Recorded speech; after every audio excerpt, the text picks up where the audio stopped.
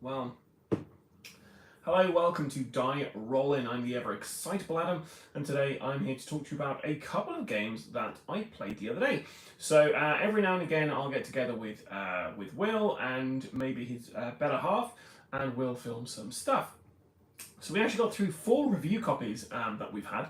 And yeah, I'm going to talk you through each of those that we played, and they are listed in the title, and I'll go back and amend the description so you can get some links so you can check these games out for yourself. What else do I need to talk about? Well, of course, it's the summer holidays, so if you're a parent and you're off with your kids, hope you're having a great time and you're staying hydrated and entertained. Perfect time to go check out some board game cafes around the UK that you may not have checked out before, or further abroad. Maybe there's other board game cafes that aren't in the UK that you should go check out. If you know any, let me know in the comments below. Not that I'm going anywhere this year. I have a upcoming baby arriving, so my holidays are going to be literally here, which is great. Painting wise, I have done 0 painting, guys, which is really frustrating, but we are where we are.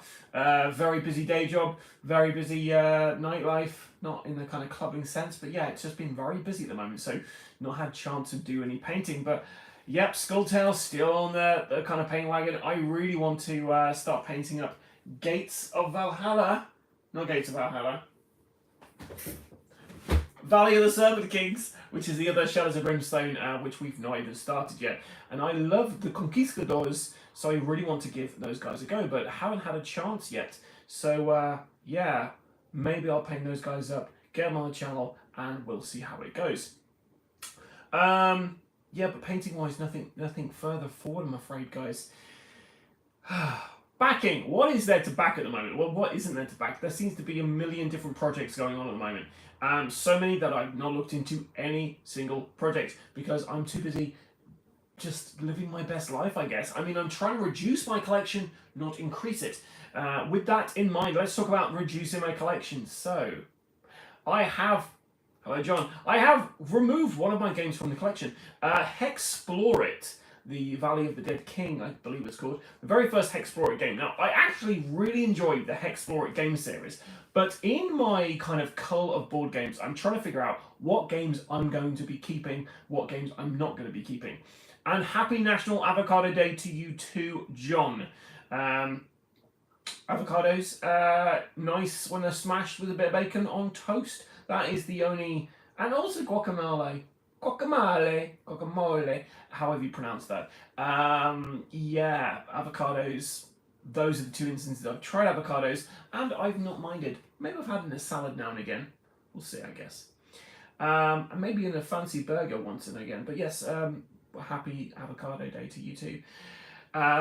Totally throw me now. Where was I?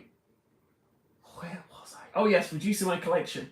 So the Hexplore-It games, I really enjoy them, but they take 3 hours. 3 hours. And I'm finding games these days, I'm playing in smaller increments. I do not have the leisure of having a board game table where I can...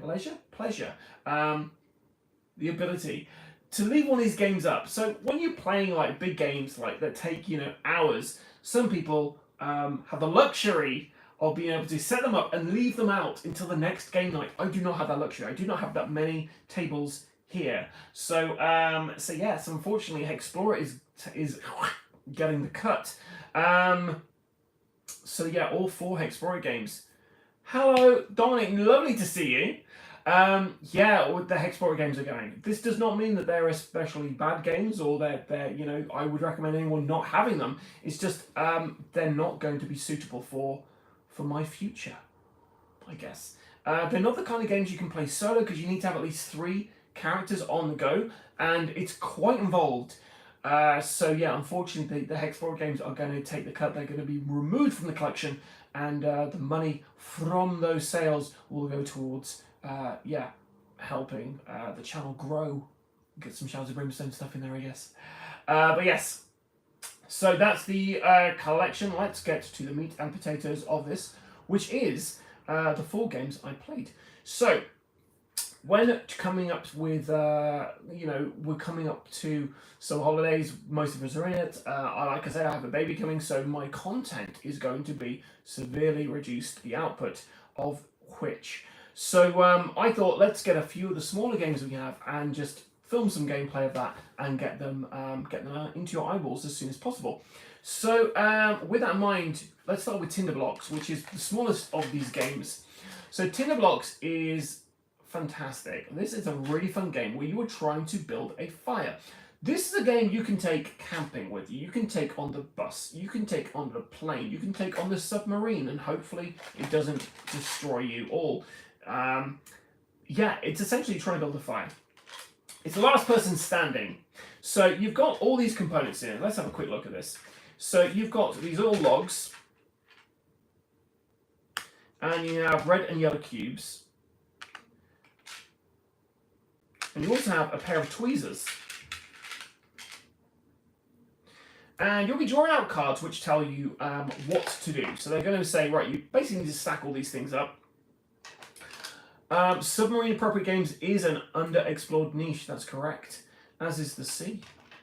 It's underexplored. So you've got a bunch of cards here. And you'll be drawing these cards and I'll tell you what to do. So, for instance, this one here says you need to be picking up a red on top of a yellow, and you have to use your non-dominant hand to do this. This one here says you have to pick up a log with a yellow on it.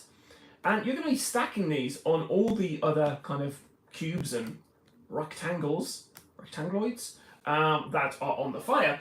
And hopefully you do not knock it over. If you knock it over, you're out, and it's the last person standing. When I was playing this with Will and Claire, I kind of thought of what the plot was, and I thought maybe we're actually crashed from a plane wreck, and we're the last people surviving, and we're trying to build a fire big enough to signal help. And then if anybody knocks over the fire, we eat them. So yeah, I think that's probably the plot behind Tinderblox. So when you're playing that, try to think this is a game about cannibalism and survival. If multiple people end the game once all the deck is gone, then everyone who survives wins. They signal the plane or the helicopter and they escape. Anybody who was eaten, well, that's on you for having terrible dexterity skills. Tinderblox, I would highly recommend getting this game. It is so much fun. It's a game that you can play with children, you can play with adults, you can play with people who don't really play board games.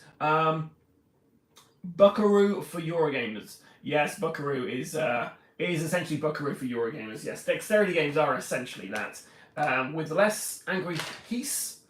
But yeah, it's fun. It's great. I really enjoy it, and I'd recommend anyone picking this one up because, yeah, it's just fun and simple. Sometimes you want to play a game like Explore It, which will take you hours, and then other times you just want to play a couple of smaller games and or pace the evening out. So Tinderblox, really fun. Plays in like under 10 minutes. It's just great. And there's a few different versions that's out, including one version with marshmallows, a version with storms in there, and there's a new game coming out from them, which I saw at the UK Games Expo, and it's I'm not sure I'm allowed to say what it is because I haven't announced it yet. But similar thing, but think food. That's all I'll say. Okay, so the next one we're going to go to. So I'm going to go from the smallest all the way up to the biggest, or the largest. So, I mean, these two are pretty much the same kind of size, but Take the Throne is slightly smaller, so we're going to talk about Take the Throne. So, Take the Throne by Death Trap Games. This is a game I assume is like Love Letter. I've never played Love Letter. I've seen it played, and I think that's the game we did a massive standing clap for. Big applause. But basically in this game, you have a deck of cards each. There's a king deck, and then there's all the different houses decks, which are identical. And then you have a bunch of victory points. So you're going to start, one person is going to be the king, or the queen, but the ruler essentially. You have the throne, and you know this is the king or queen deck because they've got this little thing over here. And on your turn, you basically are going to select a card. It could be a raid card. It could be a authority card. All these cards have a special effect. Well, not all of them, but most of them have a special effect that happens when they get revealed. So this one, for instance, command, look at any player's unrevealed card, then choose a house player to swap their card for another from their hand. So yeah, when these get revealed, they do this thing, and at the end of the round, if they've got one of these, they'll do this thing. So it's pretty simple. You basically, if you have the throne at the end of the round, you get 2 victory points. If you manage to seize the throne from someone else or take the throne, you get 1 victory point for that. But some of these cards can amend how many victory points you're getting. Now, we played this a 3-player game, and it was great fun. In fact, we filmed it, we had to film it twice, because the very first game lasted about 2 minutes, maybe 3 minutes, because I absolutely wiped the floor with Will and Claire when we played this. And it was just because they were getting used to the game. We played one game off camera, then we played another game on camera, and I, like I say, trounced them. And then the next game lasted about, I don't know, 10 to 17 minutes, somewhere between there. Now, these games play better with more people. A 3-player game of this was fun. However, I feel this really needs to be played with at least 4 players. I do have a gaming night on Thursday evening with my local gaming group, so I think I'm going to take this along before we play Ruins of Arnak, just to give it a go with at least 4 players. Because 3 players, it's fun, but there's one of the cards the king can play, well, the ruler can play, which forces another character to discard that one card they play every round. So I got to a point where I had the most victory points, and to win you have to have the throne and 8 victory points. So I had like 5 or 6 victory points. The other guys had 2 or 3 each. And every time they were the ruler, they would discard my card, which meant I couldn't do anything for the round. And the throne kept changing between them. So they'd basically make me discard a card, it'd go to the other person, they'd make me discard a card, and I kept going like that. I had no way to actually interact with that. Now, in a larger kind of group, that might not be the case, because people might retain the throne for longer, and every time you play a card, it stays out until somebody takes the throne from whoever's got the throne. So you can't keep making people discard every round unless that, the kind of king deck moves to a different player. So it was a little frustrating in that regard, but this game is very easy to teach, very easy to play, and it doesn't outstay its welcome. I do have to play it with more than 3 players to really gauge how good it is. But my first initial impressions, we really enjoyed this. It was fun. Out of the 4 games to play in the evening, it was the least favourite, but because of the fact that it was quite frustrating when you got in a position of, well, I keep getting my cards discarded. Does that sound like love letter, guys? I've never played it. I've seen it played by John, and I've written John many love letters I've never sent. But yeah, love letter is supposed to be good, but never played it. Should I play on the channel? Would you like to see that? Is that the kind of thing you want to see?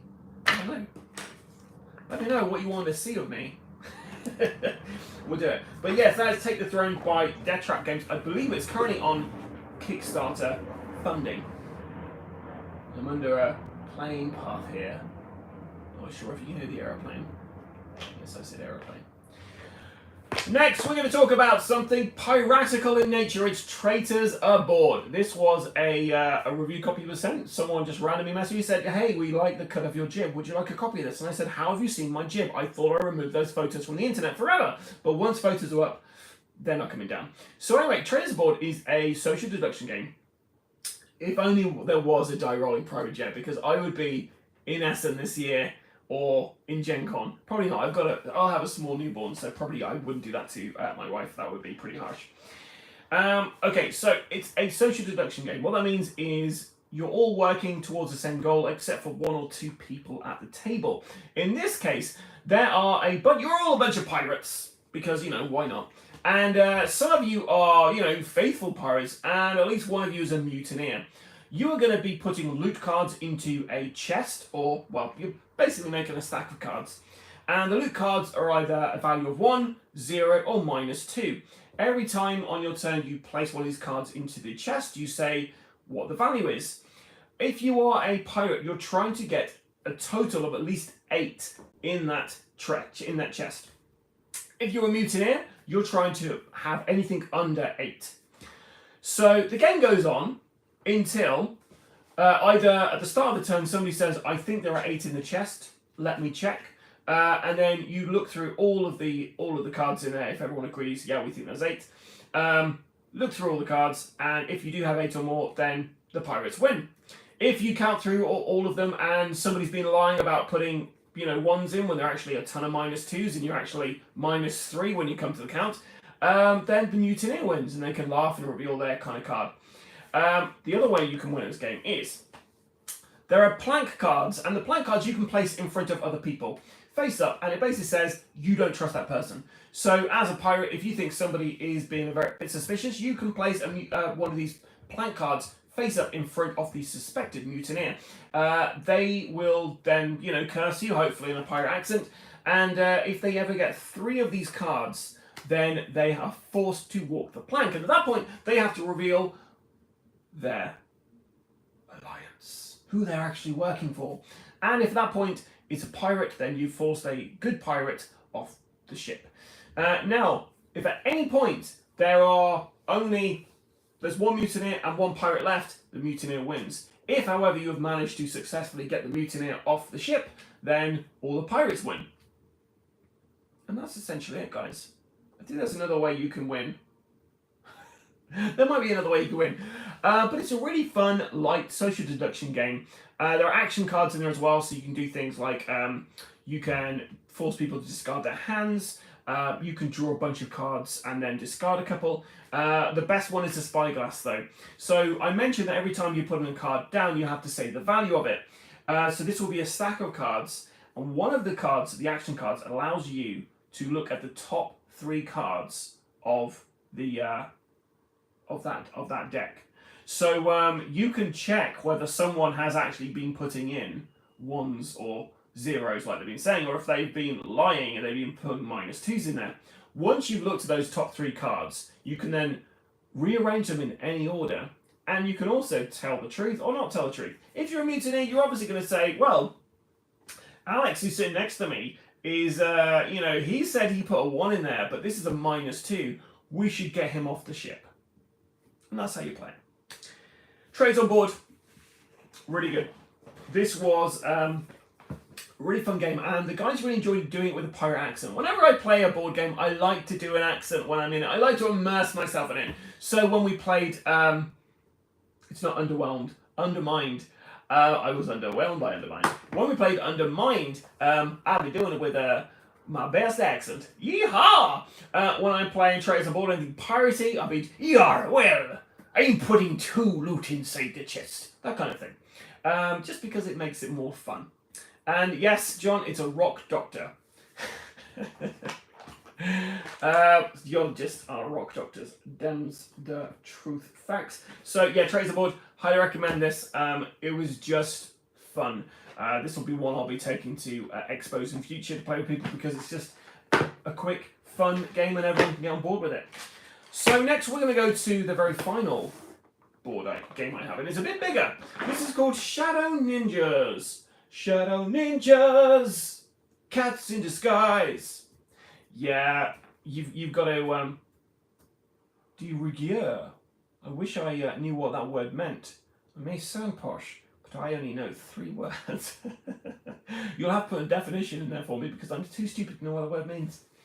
Shadow Ninjas is a fun game where you are playing as either some doggos who are trying to protect some koi fish, or the aforementioned Shadow Ninjas. There are 4 Shadow Ninjas in this, all of them are cats, and you are trying to get to that delicious, delicious koi. Don't be coy about it, you've got to get there as quickly as possible. Now, let me just get in here to show you the board. So, the board is basically a maze. You may be amazed by this. So, at the bottom here we have our koi, which the doggos are trying to protect. And at the top we have the starting path for all the ninjas. Now the ninjas, required by etiquette or current fashion, they're a must. Yes, that's what I thought it meant. So, you'll be placing down your shadow ninjas. And you have 2 tokens already, 2 types of tokens. You have a shadow ninja, like shadow kind of counter, which is a shadow ninja on both sides. A shadow even. And then we have the actual cats who've got the Shadow Ninja cat on one side and a shadow on the other. So you'll basically have all these face down, like so, and you'll be moving them around the board until the dog manages to get line of sight on them. Then you flip, and if it's one of your guys, then you're out the game. And if it's a shadow, they just kind of remain there. You're trying to get your guys down to the very bottom to get koi. It's really simple. And to figure out how fast you move, you just be rolling dice. You get 2 dice per kind of player. So you roll your 2 dice. You move 2 tokens that value. So if you're 4 and 1, you move 1 1, 1 4. And you don't just have to move your tokens. So you can move the tokens of anybody. And at any point you forget where your cat is, you can just pause to go. Everyone has a look around. Well, they look everywhere else other than the board.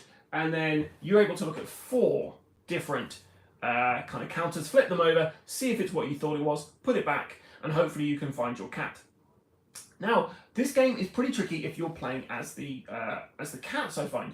A good dog player can easily find the cats, and I'd be really interested to see how successful cats are at this game, because most games I played, the dogs have won. Now, I normally play the dogs, so maybe I'm amazing at this game. More likely, it's just, I don't know, luck, because there's a lot of dice rolls in here. This is a fun game for families and friends alike. I could see you making a pretty good drinking game about this somehow. Maybe every time you reveal you get line of sight on something, you have to do a shot. I don't know, you probably could. Man, why am I talking about alcohol? Anyway, maybe I've misinterpreted the rule. It is not unknown for Adam from Die Rollin to make the odd mistake now and again when it comes to playing a board game. But yeah, I'm pretty certain I played that correctly because, I mean, it's a very simple game. You move around. And also, the actual guy who made it taught me the game, so I should be playing it correctly. But yeah, good fun. It's definitely one to play with friends and family alike. I highly recommend it. It's just lovely. So all 4 of these games, Shadow Ninjas, Tinderblox, Take the Throne, and Traitors Aboard, will be having on the channel in the not too distant future, so you can take a look and see what you think and see how we misinterpreted the rules, perhaps. Whilst we're talking about cats, let's talk about the Cats of Mont Saint Michael. This is a game by Raybox Studios. It's a narrative adventure game where you're playing as cats, dressed in like fancy kind of French garb, like musketeer cats basically, and you're up against a plague of vermin who are kind of taking over your little town. I played this at the UK Games Expo, and man alive, I had such a good time with this. This is by the guys who did Stalingrad Z/Z, depending on where you are in the world, and that game is really fun. However, the rules are very musketeers. John, that's why I like you. The puns are just never ending. It's fantastic. Yeah, I played Stalingrad Z, and that has a very rigid rule set, very dark theme. You are trying to survive in Stalingrad, which is, you know, horrifying enough as it is just with World War II setting. Stalingrad being an absolutely horrendous kind of part of World War II. But this time around there are zombies, so you're just trying to get through 22 levels of pure and utter terror and hell. I did a playthrough on my channel, and yeah, I failed miserably to complete it, for one thing, because I lost the footage, and second of all, it was really tough. The rules as well are quite kind of rigid, and could do with a little bit of a working over. Now, since that game, that was the very first game, they've kickstarted a couple of others. There's one called Nilfhelm, which is a Viking themed one, and Escape from Project Reese, which is essentially the movie Overlord, which was one of my favourite kind of horror World War II films. But yeah, so with each one of these ones they're making, they're refining the rules and making it more playable and more fun and accessible. Cats of Mont Saint Michael is the best one I've played so far, because all the movement in it is cat themed. Everything is cat themed in it. You have 9 lives, you know, because they're cats, or 9 hit points, should I say. You know, when you're, rather than just saying, oh, there's a move action, there's a dash action, there's a stalk action, there's a pounce action. It all feels really thematic and fun. I filmed the whole playthrough of one of the levels for this, which will be up on the channel not too far away, I should say, just depends on the editing. But yeah, you get a book in there, a book of adventures, and there's like a little bit in between the little levels, adventures where you do things in a tavern. It's really fun. Highly recommend checking this out when it does come to GameFound. Happy Avocado Day! I used to live in the grown part of New Zealand and had right off the tree avocados. Man, well done. That does sound delicious. Yeah, maybe I should try avocados more. Or less. I don't know. I do like an avocado, but I like only in certain situations. Mainly when it's with things. Not on their own. I know. I don't know how I feel about avocados. But yes, the Catos Monster Machal will be coming to GameFound in the not too distant future, so keep an eye out for that. What else to talk about? Well, before I head off, also I had a really fun time recently going to the Dice Box. Could you play in a submarine? Yes. Yes. One of the things I quite like about the games from these guys is they have different versions of it. So they have a version with just standees, which is just like a folder. Then they have the box, which has got like some more deluxe components in there. But you can just get the basic kind of standee version, and you get everything in. It's definitely travel compatible, so you could play it on a submarine if you so wished. Maybe that should be something I do if I cover a whole bunch of games which you can cover. You could play on a submarine whilst I'm in a submarine. If I wasn't absolutely petrified of submarines, then maybe I would. But the thought of doing that scares me quite a lot. Avocado pancakes are good too. Now, an avocado pancake, is that a pancake with avocados in it, or is it a special avocado? Is it just avocado and you just squish it flat? Recipes below, please, just for anyone who's interested. Went to the Dice Box a couple of times recently. Dice Box in Leamington being one of my favourite board game cafes. Played the Marvel X-Men game, which was pretty fun, as well as Tinderblox again, as well as That's Not a Hat. Just some fun games, as well as The Score, which is my very favourite heist board game. You had mashed avo in the batter, makes a green pancake, tastes nice, season as a usual pancake. Well, there we go. Thanks, John. We'll check that out. My better half is actually shopping whilst I'm doing this, so maybe I should just come off this messenger and say, pick up some avocados, love. Go on. Maybe I shouldn't. Maybe I should. I don't know. Yes, The Score. Fantastic heist game. Really enjoy playing that. You are trying to, well, steal something. It's a collaborative narrative game. Can't get enough of it. It's such a fun game. Speaking of collaborative narrative games, when I went to the Dice Box with my kiddos, we played a game of Fiasco. Fiasco being basically like a Coen brother movie, cooperative game. I'm really hoping we can film that on the channel, but I think what I might do is just like go and buy the assets to play on Roll20. Maybe get some content creators to join in with me because it's such a fun narrative game, kind of a bit like Eat the Reich, but less violent and more kind of just dark and sad for some people. Yeah, it's just really fun. So, but with my kids, they want to play Fiasco, but there's things like drugs in there, there's sexual stuff in there, so it's fine. You can just remove those elements from the game and you can play it with kids. The one thing I really enjoy about it is no one game is ever going to be the same as any other game. It's always unique. So we played with the Poppleton Mall pack, which I hadn't played before, and this is essentially played at like a Christmas mall. So this mall's at Christmas, and you've all got these relationships. You're trying to like just get through the day and live your best life or whatever. And my character, which I absolutely loved, I decided that he was fed up in this mall because there was a song that they kept playing on repeat.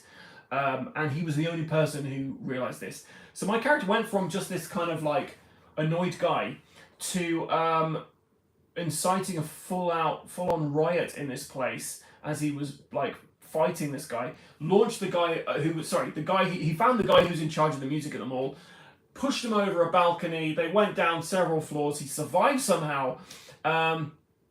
Looking forward to watching a playthrough of Valley of the Serpent Kings. Did you see the Flying Frogs card supplements for team abilities? I did not see the card supplements. That is a really cool thing though, because yeah, the team abilities are quite limited, I guess. So it's nice they're adding additional things though. That's pretty cool. Valley of the Serpent Kings, I cannot wait to play. Out of all of the Shadows of Brimstone games, that's one I just love the theme. But because I've not painted them, I've not got them to table. But with a Infinite Inbound, you can expect to see lots more painting videos on this channel. So I might just film me painting all this stuff, and then by the time it's kind of settled down a bit, you'll see me trying to get through a bit of Valley of Serpent Kings. Swans of Jargano as well, the other side of Valley of Serpent Kings, I got a ton of stuff for that because it was probably, I think the first core set I got for Shadows of Brimstone was the Swamps of Death, so I got tons of Jargano stuff I could just chuck into there. But yeah, my Fiasco character ended up launching a guy off of a balcony, fell several stories, and of course, all the characters, have I not mentioned expecting a child? Any minute now, there should be a kid here. My character ended up obviously getting arrested, and he lost his job, and the only job he could get, I decided, was working at the mall the following Christmas, and guess what? The same song was on repeat. And the film kind of ended with these characters, they're like, Fiasco.